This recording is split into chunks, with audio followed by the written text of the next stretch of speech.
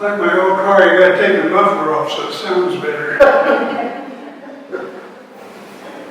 Today's scripture reading is from Luke 12:22-34. He said to his disciples, "Therefore I tell you, do not worry about your life, what you will eat, or what about your body, what you will wear. For life is more than food, and the body more than clothing. Consider the ravens. They neither sow nor reap. They have neither storehouses nor barn, and yet God feeds them.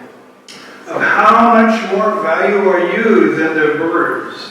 And can any of you, by worrying, add a single hour to your span of life? If then you are not able to do so small a thing as that, why do you worry about the rest? Consider the lilies, how they grow. They neither toil nor spin. Yet I tell you, even Solomon in all his glory was not clothed like one of these." But if God so clothed the grass of the field, which is alive today and tomorrow is thrown into the oven, how much more will he clothe you, you of little faith?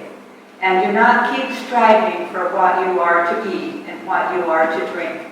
And do not keep worrying, for it is the nations of the world that strive after all these things, and your Father knows that you need them. Instead, strive for God's kingdom, and these things will be given to you as well. Do not be afraid, little flock, for it is your Father's good pleasure to give you the kingdom. Sell your possessions and give alms. Make purses for yourselves that do not wear out, on unfailing treasure in heaven, when no thief comes near and no moth destroys. For where your treasure is, there your heart will be also.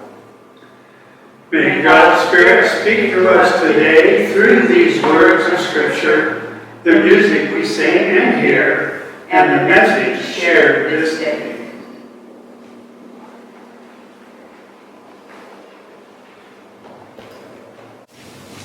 In other translations or other versions of this scripture passage, Jesus, instead of talking about ravens, talks about sparrows. And one of my favorite songs in our tradition of singing and so on is I